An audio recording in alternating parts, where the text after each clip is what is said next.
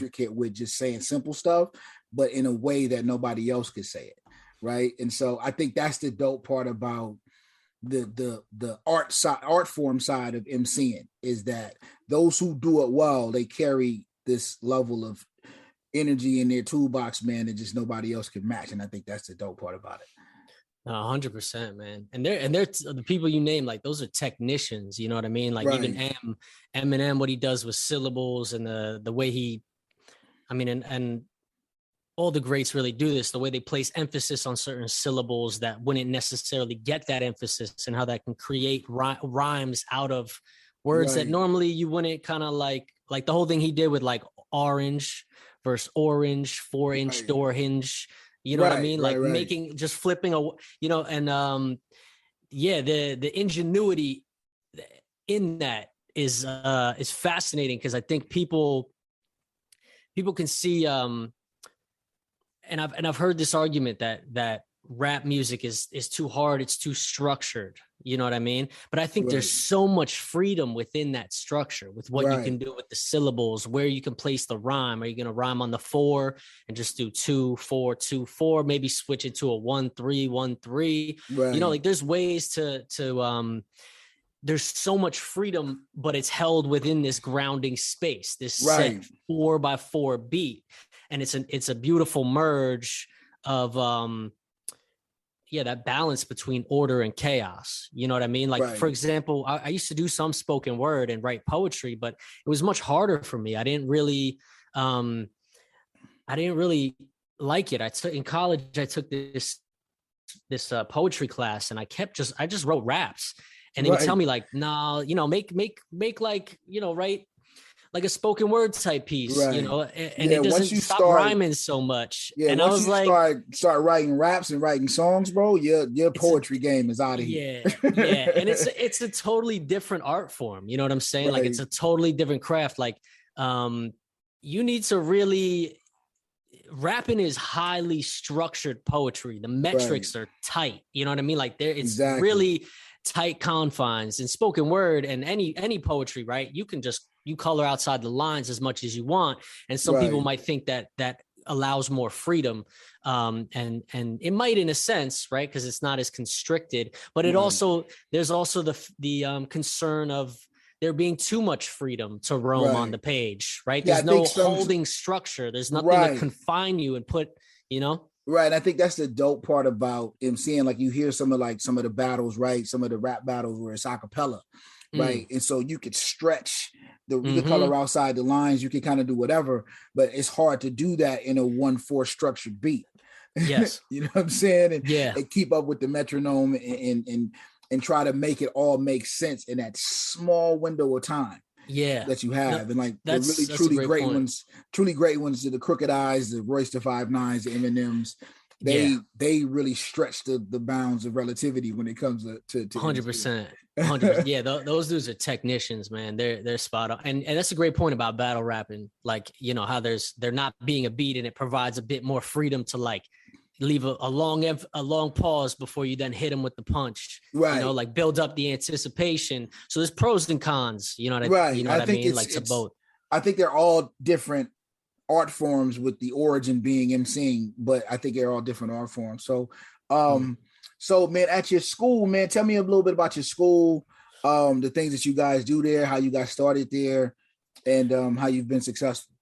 Yeah, man. Well, you know, ever since meeting Dr. Tyson and you know, like really just like begging him to meet up and have like a conversation, I was like, I just want to, can I pick your brain? Can I shadow you? You know, and he was just the most humble dude, man. Super humble dude. Took me under his wing.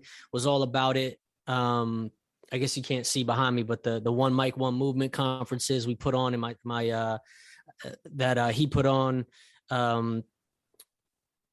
back at Fordham in 2012 and 2013. So kind of getting my feet wet in that while doing my internships. So I started in East Harlem, a GED program, and I was running some groups.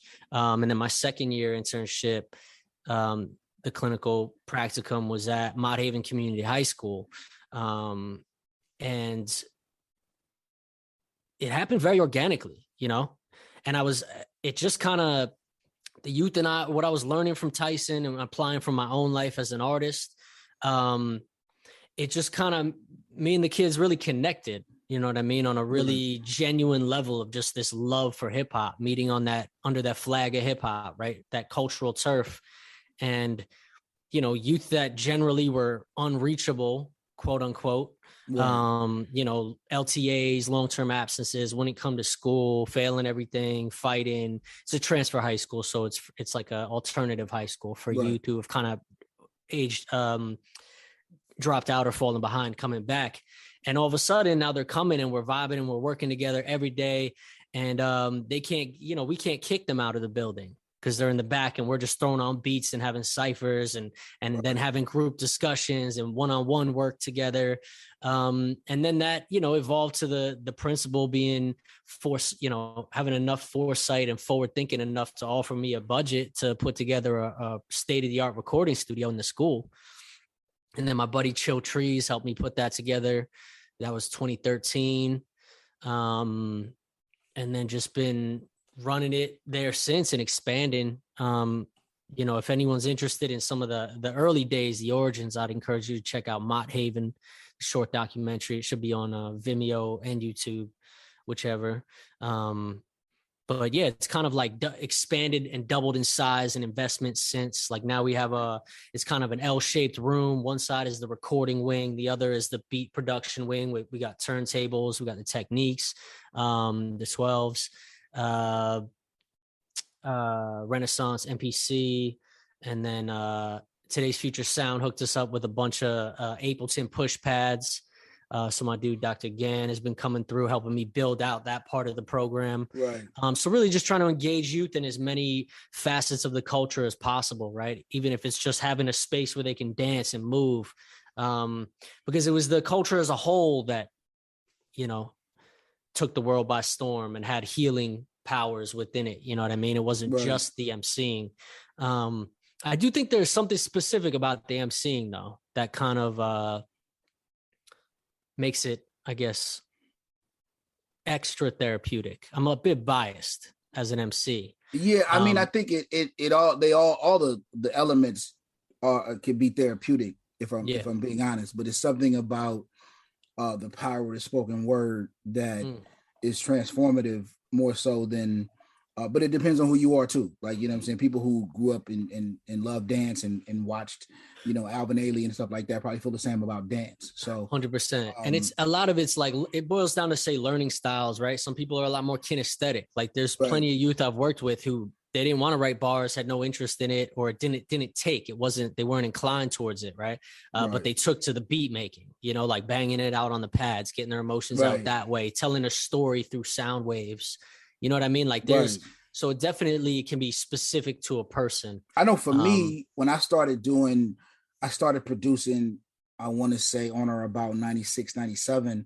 And, you know, I started out with just, you know, an 8-second sampler and break beat records in a 4-track, you know what I'm saying? And so it was taking those snares and hi-hats and drums and kind of making them my own, you know what I'm saying? And putting it on that 4-minute tape loop, you know what I'm saying? And trying to make it work and then graduating over to the MPC. And it was something about banging on the pads that was therapeutic for me. You know what I'm saying?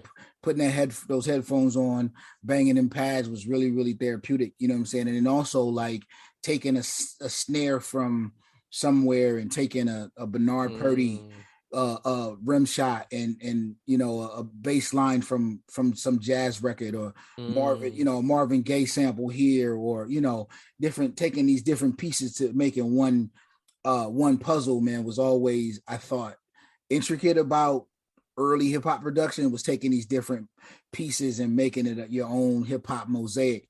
I thought was always dope. You know what I'm saying about what hip hop does, man. It's really dope that you do that at the school, because I know some of the things that I'm going for next year is I want to be able to build kind of a mini studio, kind of a pre-production studio, to where the kids can kind of, you know, it be an incentive.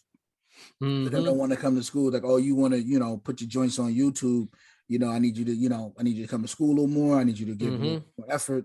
You know what I'm saying? We need to talk it out. You need tutoring. We got you. You know what I'm saying? But in order to get here, I need you to do these things to do that. And I think it's a really, really dope incentive to have. You know what I'm saying? I'm starting this whole straight A's for J's thing next year. Nice. It's kind of, just trying to give them some extra advantage, which kind of brings me into my next point, man. So we're like living in like different times, man. It's just different post COVID. You know what I'm saying? Mm-hmm. If you can even say that yet. But what advice would you give educators and students and even parents, man, to navigate these different times? That's a good question.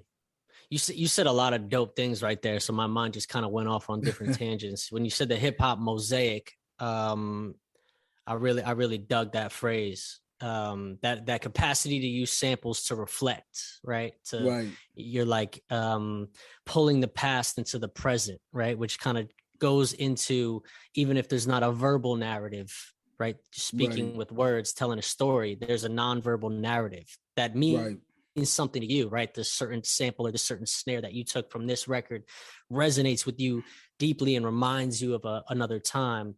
And then bringing that together, it's kind of that catharsis of rewriting your narrative and your story. So yeah, I just went off on that. No, you're good at that, man. That's why one of the reasons why I wanted to interview you, man. You're very, very good at articulating something even deeper than I initially said it. You know what I'm saying? The word hip hop mosaic got you on a whole nother level, and that in and of itself is dope. So, but what I asked was, it's different times, man, post COVID.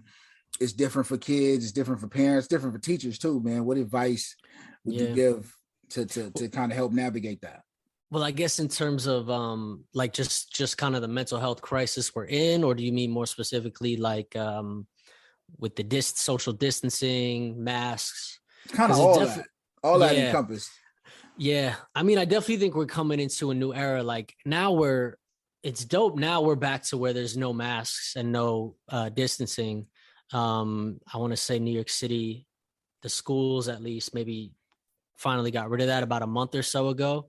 But that will be in the back of people's minds. That's always going to be in the back of people's minds. And I think that was a collective trauma that we all went through, in the sense that, being near people could potentially, which is what life is about and makes life worthwhile, was simultaneously life-threatening, and I think and not really just self, right? The fear of like catching it, bringing it home and killing off your parents, your grandparents, you know what I'm saying? Your children, like, so that leaves its mark on the nervous system, man. Like that leaves an impact, and I don't think that's going to go away anytime soon. No, not at all. In the sense of working through what is it like even to this day, I'll be sitting in the studio with the youth, and I'm kind of like, I'll forget that they don't got to wear masks. I'll look over and be like, why don't you wear a mask? Oh, that's right. Or like, you're a little close to me, like maybe back, and like that's not what you should be thinking about in when you're trying to be an educator, a therapist, so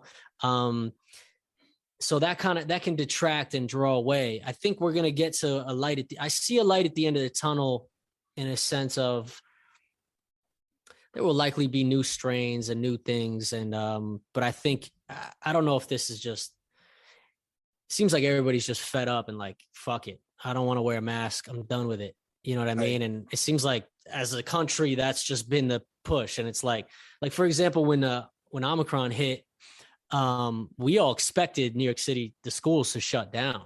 Like the rates were ridiculous. Like half the kids were just like, people were dropping like flies, and they just were like, nah, not shutting it down. I caught it. I got that shit for Christmas. I was out for a good